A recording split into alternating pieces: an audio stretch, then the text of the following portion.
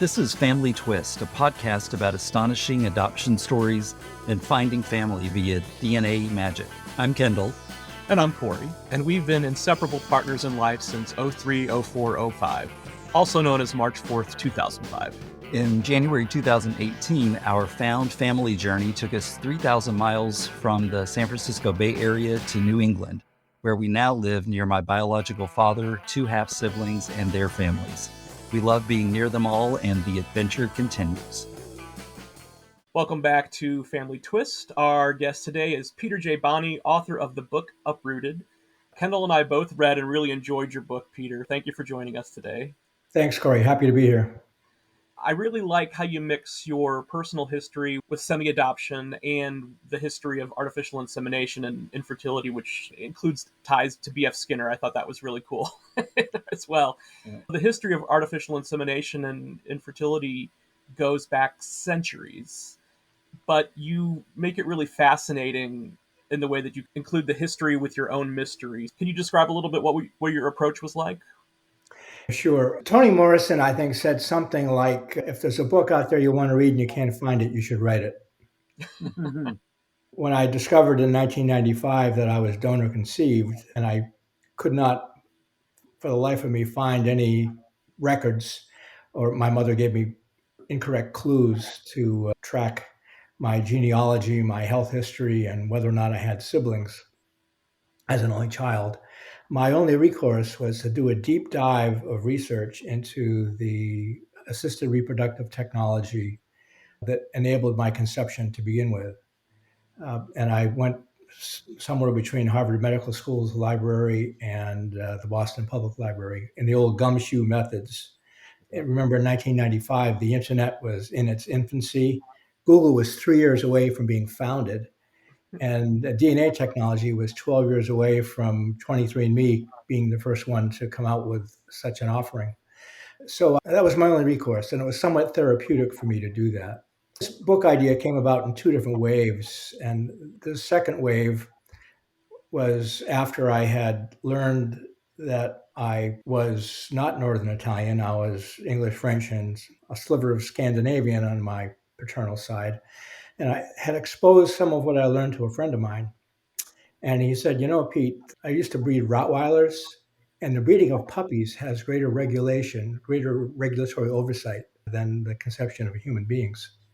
So when I heard that, I thought, this could be a pretty thought-provoking book. And I wanted to write the history and evolution of assisted reproductive technology and all of its secrets from the lens of somebody like me who was donor conceived, going through all of that identity trauma of late discovery. I discovered it at age 49, and it took until age 71 to answer all of my questions. 22 years of in-depth research. And prior to that, you were carrying a lot of emotional baggage already from the death of your father and wondering if the things that ailed him would ultimately end up ailing you, as part of genetics. Very definitely. Was it Muhammad Ali that said something like, it's not the marathon that wears you down, it's the stone in your shoe? Mm-hmm. Yeah. And I really had 3 stones in my shoe. I never grieved properly for the death of my dad. He suffered from bouts of depression. As a younger man, he could shake that off. But as he aged, he could no longer shake it off. The last 4 years of his life, he was in and out of hospitals. His old school Italian family treated this somewhat shamefully. Let's keep it quiet. Let's not let that spill over to other members of the family, not on us. So I grew up feeling somewhat flawed and inadequate as a result of their treating his illness that way. And perhaps that might carry over to me too. So I was concerned in that regard. And I never grieved properly for my dad to begin with after he took his own life.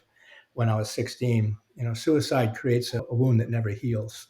Mm-hmm. So that was one big stone in my shoe. A second stone was the lingering PTSD from on-the-ground service in Vietnam as a special operations infantry team leader. And there's identity trauma was the third stone in my shoe. And I sought therapy for the identity trauma. And the therapist told me, son, you hit a home run. You hit a trifecta, as a matter of fact. because you've got three different things going on at the same time. So to deal with one effectively, I really had to deal with all three. And at that time as well, when I learned in 1995, I was going through a marital crisis on top of that. So I never worked so hard in my life with a therapist as I did then.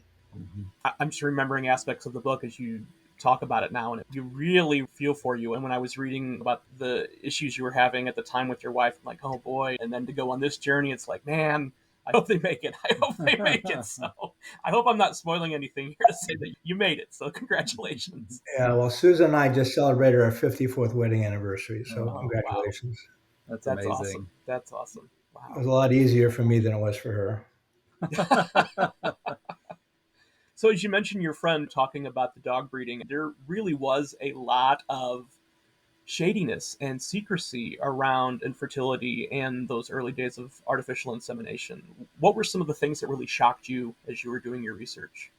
Well, I talk about the 10 secrets of assisted reproductive technology. It goes back to the very beginning, right through to the present day. I mean, secret number one is there was a character who perfected artificial insemination as a tactic, if you will, on the farm in the 1890s. And he began to experiment with hybrid life, not realizing the chromosomal limitations of hybrid life. He not only crossed a zebra with a horse, but he tried to cross an orangutan with humans and chimpanzees with humans. Well, Stalin said enough is enough, and they exiled him. He died in exile. He's nicknamed Red Frankenstein. So that's definitely number one on the list. Number two, in 1462, I think it was, basically you have artificial insemination by a husband alleged by a medieval king, King Henry IV. That was disproved, if you will, by his half sister. He did this in order to get his daughter to be eligible for his throne. Well, his half sister discredited that, and the half sister happened to have been Queen Isabella, and she made her own history. But it was further documented actually in the 18th century by a physician of English royalty. So that goes back to 1790. In 1866, there were a variety of human experimentations on artificial insemination, documented by a gentleman named Dr. J. Marion Sims, that is viewed as the father of modern gynecology. But it came out 150 years later that Dr. Sims got many of his anatomical discoveries by operating without anesthesia in the 1840s at a North Carolina plantation hospital, and he was operating on enslaved women. When that came out, with his own writings, by the way, he was viewed as the Joseph Mengele of modern gynecology, the Nazi doctor. The fourth secret of artificial insemination is actually the first case of artificial insemination by donor was a criminal act inside of a medical school. It took place in 1886. My book goes over that in some detail. Yes. The doctor who provided the sperm was named Dr. Addison Hard. Now, you can't make these names up. Right. And And in 1909, when his physician, Dr. William Pankos, passed away, he wrote up an article in a medical magazine and came forward with this artificial insemination by donor. But first, he went to the now 25-year-old son that he had and told the young man of the details of his conception. Church and state actually drove assisted reproductive technology and artificial insemination by donor underground. That's the fifth secret, in a shroud of secrecy. The Roman Catholic Church and all the other religions just piled on. Courts also disavowed and claimed that this was an adulterous act. That was in the 1920s. By the time I was conceived in 1945, there was an article in Time magazine, and it was reviewing the status of a donor conceived child according to the Superior Court in Cook County, Illinois. where a husband was granted a divorce on the grounds of adultery because his wife had a child through artificial insemination by donor. The child was declared illegitimate. Now, the title of that article was very telling: Artificial Bastards with a question mark. Yes. Very telling. So my parents at that time took a bold move and used that shroud of secrecy and the practice standards that were established to enable me to be conceived and to be born legitimately with my father's name on my birth certificate. They used an obstetrician that had no idea that I was donor conceived, so he had all the ability to conscious free sign the fact that my father was, in fact, my biological father. Sure. So my birth certificate was a hoax. It Right. was a fabrication. It was an outright lie. It was a fraud. Yep. I began to think, gosh, am I a fraud? Mhm. Secret number 6 is that the 20th century practice of artificial insemination by donor actually carried a eugenics tone that prevailed as the century progressed. 1920s doctors that established the practice standard had written basically a how-to, and in the how-to they talked about their view of donor insemination requiring a eugenics approach with the goal of creating a child with all of the desired perfect characteristics.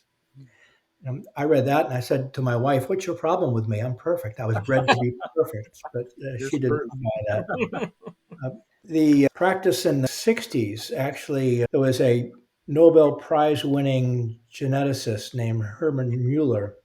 He advocated for a seminal Fort Knox, and from that came a initial sperm bank that was housed by all Nobel Prize laureates.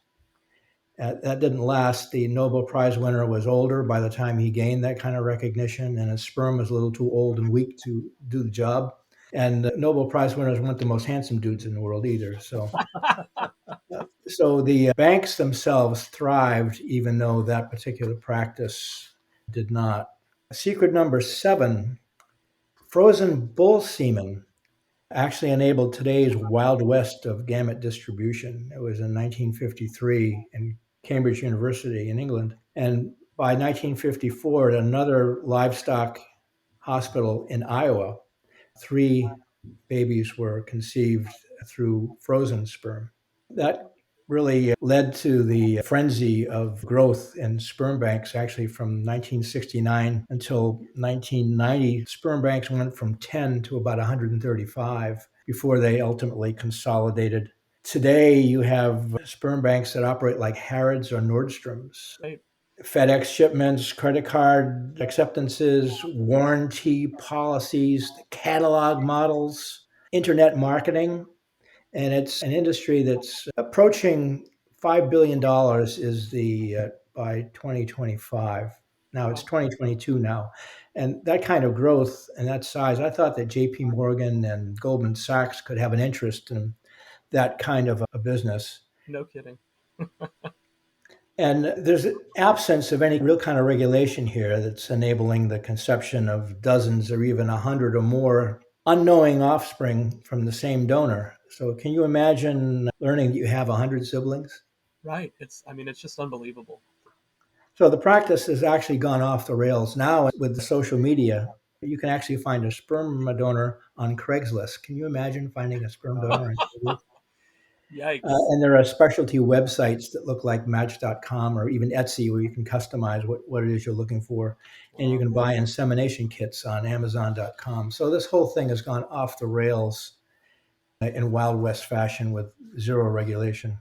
Secret number 8 is that 21st century science has really obsoleted assisted reproductive technologies practices that are still operating in the 20th century. And the science has advanced exponentially in the last 3 decades, but laws are still operating in the 20th century. So the old promise, though, of anonymity of a gamete donor has been thrown in the obsolescence heap by the advances of DNA technology.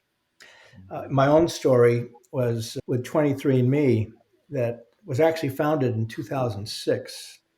Their first offering came out near the end of 2007. And at the time, I had left an operating role as a CEO of a technology firm, and I went into the venture capital world. I actually headed a venture capital company listed on the New York Stock Exchange. And we invested in both information technology and life sciences. Now, not having a life sciences background, only an information technology background, I put together an advisory board to help me out. And when 23andMe came out with their new offering in 2007, they were all abuzz that personalized medicine was going to be the wave of the future in life sciences. Little did they know that I was going to be one of the lunatic fringe, the early stage customers of a brand new technology to try to find my paternal genealogy. I didn't broadcast that. Mm-hmm. And what I learned is that I wasn't Northern Italian. I was English, French, and a sliver of Scandinavian, but I could not find any paternal relatives on the site. I found a handful of maternal, but no paternal. But I thought, well, this is early days. It's the beginning of 2008. Let's give that database of customers a little time to build up, and sooner or later, I'll find something.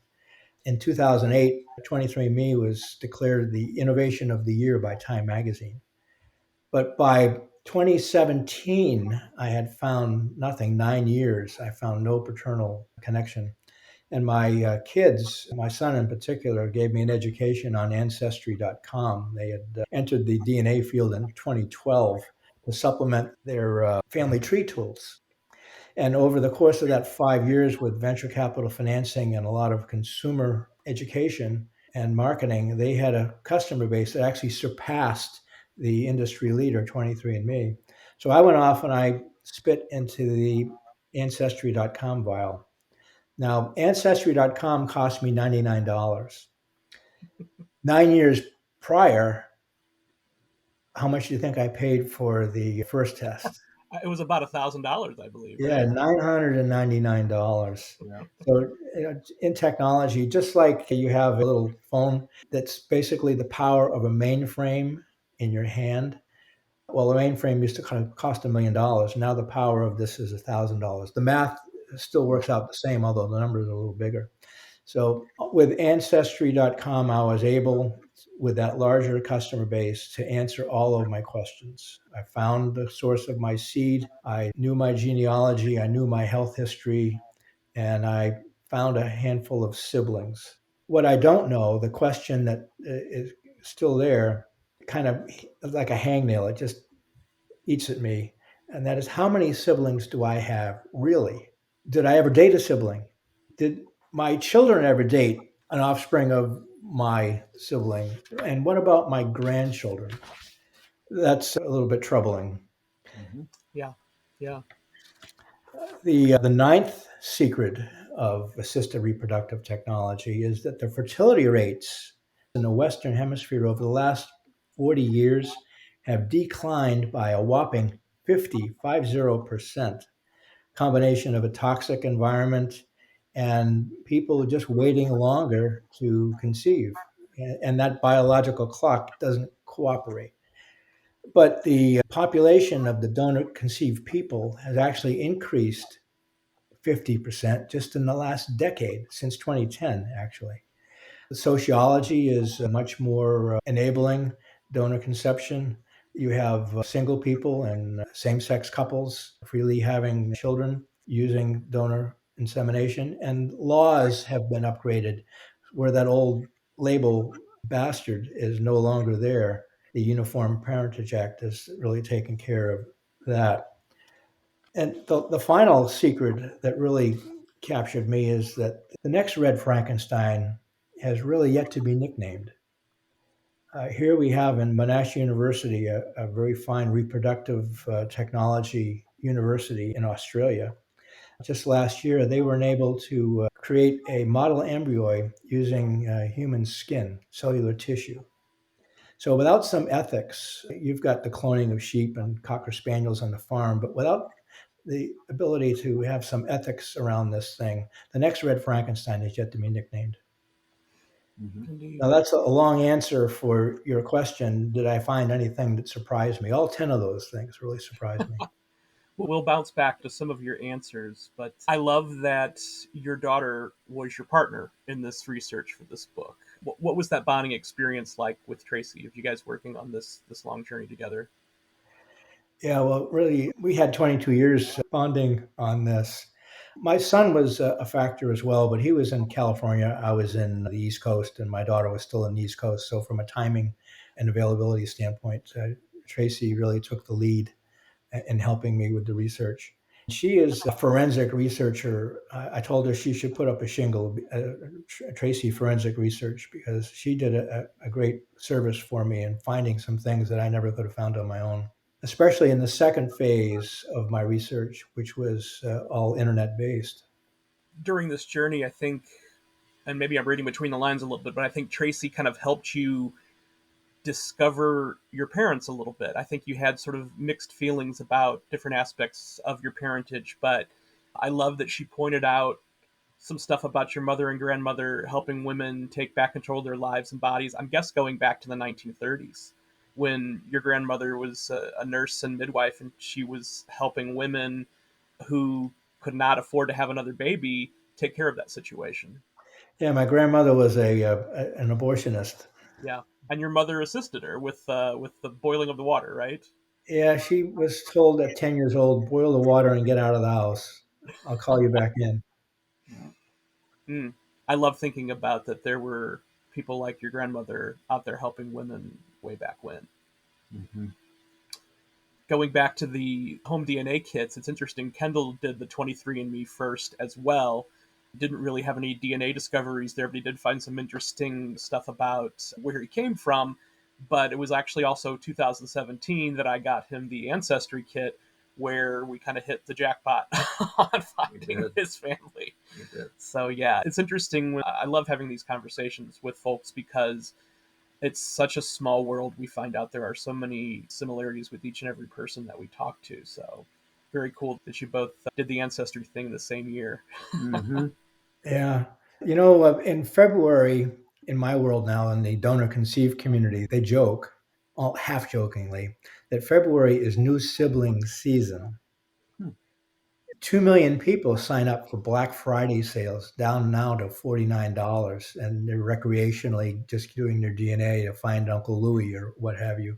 Right. And many of them are finding that they are misattributed. Now, misattributed was a word I never heard of until I started researching this. It means that your DNA and your birth certificate just don't line up. Something's askew with one or both parents. And the experts, in quotes, the experts believe that some 2 to 4% of us are misattributed for one reason or another. It could be a extramarital affair. It could be a closed adoption. It could be a one night stand or a sexual assault.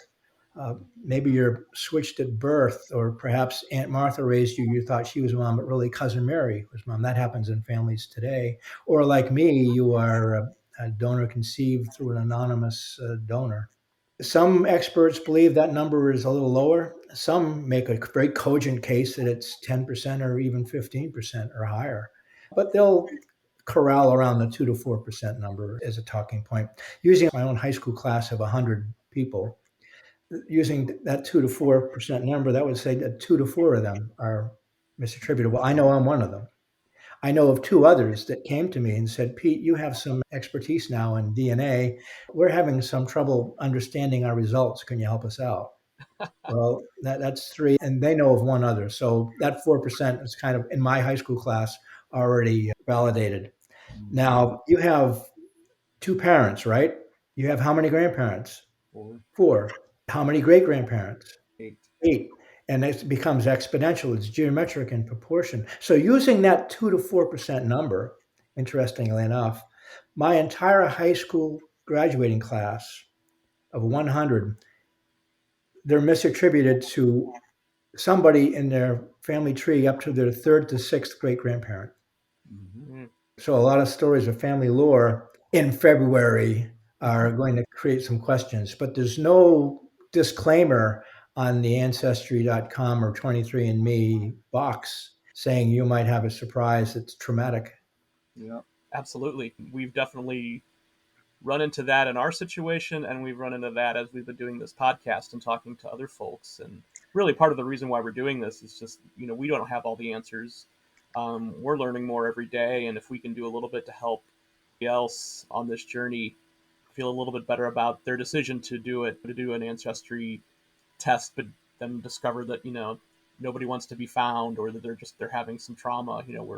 We're hoping that this podcast kind of helps them a little bit. Yeah, well, genealogical bewilderment was a term innovated in the 60s by a pair of psychologists that were studying adoptees, and some of them had issues with a sense of belonging. Well, there's not a lot of difference between being adopted and semi adopted in my case. And I can tell you, I was raging with genealogical bewilderment. I wanted to know my genealogy. If I wasn't Northern Italian, what was I wanted to know my health history.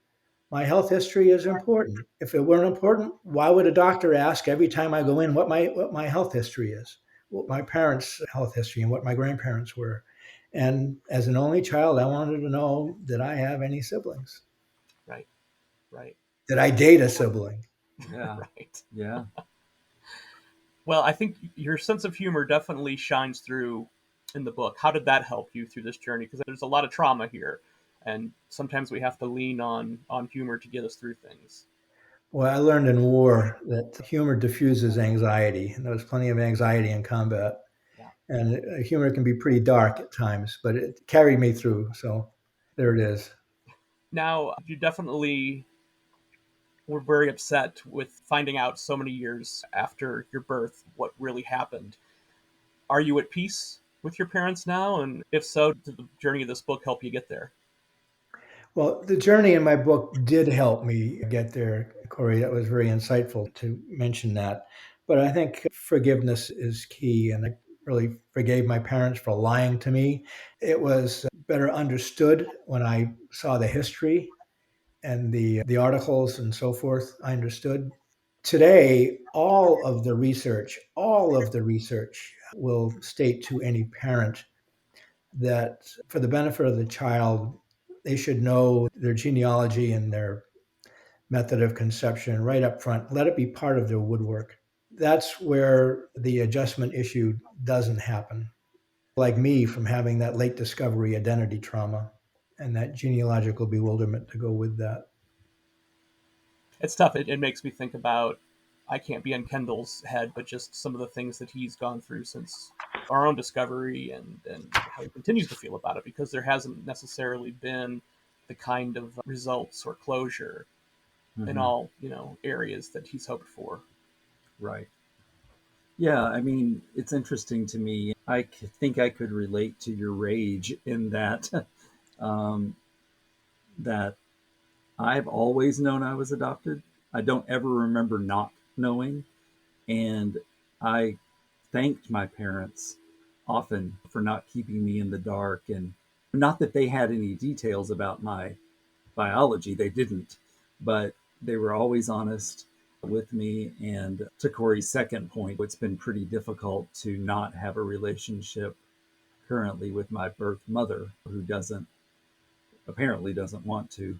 So that's fine. It's still worth finding everybody else. So, Well, for me, I actually now have relationships now with a couple of siblings, and I found I'm one of six, but I don't know how many I have really. I just have discovered that I'm one of six right now. Some of them don't want to know, some of them don't want to know me, and a couple of them do. Well, the bonus for me was a nice friendship with a couple of siblings. I never met my donor. He had passed before I had discovered this, but I didn't have any fantasy about meeting the source of my seed. I really wanted to know my genealogy and my health history, and I wanted to make certain that I or my children or my grandchildren didn't date a close relative. yeah. Well, one of my favorite parts of the book is the discovery of what initially you thought was your cousin, Roxy, who turns out to be your sister, and it was pretty key in unlocking this whole thing. Yeah, well, I go over that in almost like a mystery writer in the book, and as opposed to answering your questions, I'll ask people to read that book for themselves and get a sense. Absolutely, absolutely. Yeah, it was definitely a heartwarming part of the book. Yeah, Um, thanks for that, Corey. The science moves so rapidly. My venture capital prediction in the next decade is that you'll have in the pharmacies, you'll have kiosks, DNA kiosks, back to personalized medicine. That'll be the primary marketplace for this once it's saturated, that folks are fine now. They know that they're 17% Irish and 23% something else. I can envision a kiosk in a pharmacy. You just spit in the vial, put in your credit card, get an instant readout as to which vitamins that are specific to the protein content in your body you should take and which ones would give you no benefit. But with that, there's going to be secrets that will come out. I can see two brothers both doing this, looking at the results and dialing up their cell phone and saying, "Mom, are you home? Right. Is Dad home? We need to talk." Yeah. Right. Yeah. Yeah. Without, again, not giving away too much of the mystery, being what you thought was an only child for almost all of your life, how has becoming a sibling enriched it? Well, it's a home run. I have great friendships with these folks, and we have a lot in common, and both physically as well as many of our habits are similar. A little story. One sister introduced me to her two sons separately. One was very embracing, Uncle Pete immediately. Oh. The other one very standoffish, friendly but standoffish. And when his mother wasn't in the room, he said to me, "Don't expect me to treat you like an uncle or anything." I said, "That's okay. You don't have to treat me like an uncle. Consider me a really close friend to your mom, and we have some unique things in common." He said, "Well, I can do that. I can do that." So the following year, maybe 2 years later, she brought her both kids to my house. They were passing through, and I invited them for lunch. And the one who was standoffish had a Zoom call he needed to make. And I sent him upstairs, and he was talking to his colleagues on Zoom and turned the camera around to show him the water view that I have in my house and on Cape Cod. "Oh my gosh, where are you?" And he said, "Well, I'm visiting my uncle." Wow. So it takes a while. It does. Yeah, absolutely, absolutely. Well, there's another coincidence. Kendall's uncle had a beautiful place on Cape Cod until he saw last year, which we love to visit because that water view Yeah. is hard to beat. Yeah. So you touched on something a few minutes ago, and I'm going to go back to the very beginning of your book because it opens with a quote from Buddha, and I'd like to close the episode with it because it's something that we've definitely referenced too. Things that cannot be long hidden: the sun, the moon, and the truth. And the And truth. something that we've Yeah. said since day one of this podcast. DNA doesn't lie, and you mentioned secrets out there, but the secrets are out, and as you said, a lot more secrets will be coming out in February. But I thought it was a very poignant quote to choose for the book. Well, I'm using this book now as an advocacy vehicle. My goals for the book really were three. I'm all for science, by the way, to enable wanting people to have a family. I would just like the practice to be considerate of the people that the science enables to be conceived, people like me. I'd like to impact the laws so that there's more teeth to the guidance as opposed to just guidance that doesn't really matter because banks don't follow the guidance anyway. And recognizing there's a large group of people that are misattributed out there, maybe speak to the needs and the emotional well-being of all misattributed people that have the same reaction as I did when I learned in traumatic fashion that I wasn't what I thought I was. So I'm promoting a donor conceived Bill of Rights, puts 21st century technology, acknowledges that, and tries to impact the practice so that it's inclusive of 21st century technology. The first one is to eliminate donor anonymity, which DNA has done de facto anyway, to require donor genetic testing and a released health history, to limit the number of offspring per donor so we don't have 100 or more siblings from the same donor with nobody's knowledge, to have a sibling registry in place so that siblings know of one another, some upfront donor and recipient counseling regarding the needs of the donor conceived people. Some organizations offer that, but it's elective, it's not mandatory. not required. And then how about some defined legal consequences for blatant fertility fraud, whether it be somebody lying to for instance, a sperm bank that they have a PhD and speak 5 languages, but really they're a convicted felon and a schizophrenic that have 36 offspring with issues. That's a real case, by the way. Oh boy. Or some legal consequence to any doctor who's not using a gamete that was selected by the parent. I'll call that a donor-conceived Bill of Rights. I like it. That's great. Well, again, we both love the book, and I think we're going to continue to share it with folks because whether you love mystery, science, history, family history, I mean, there's definitely something in there for everybody. It was a page turner. So Yeah, well, thank you for that. Yeah, kudos to you for writing it and sharing your journey. Well, you can see it on my website, www.peterjboni.com, and that gives you links to Amazon and a number of other places where you can get the book as well. Wonderful. Very good. Well, Peter, thank you so much for coming on and sharing your story with us. And good luck in the future and getting to know your friends and your family more. I always say that there's one thing you can never have enough of, and that's friends. So even if as you discover more family members and they become friends, then wonderful. The more the merrier. Well, thanks, Corey. Thanks, Kendall. You're welcome. All right. Take care.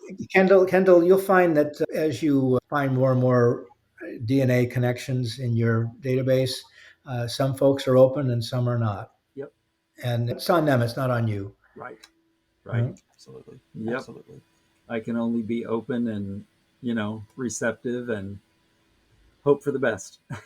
Well, there are some folks that are threatened by this and they'll circle wagons. Yep. They'll come around. Very true. We're hoping. Yeah. Excellent. Family Twist features original music from Cosmic Afterthoughts and is presented by Savoir Faire Marketing Communications.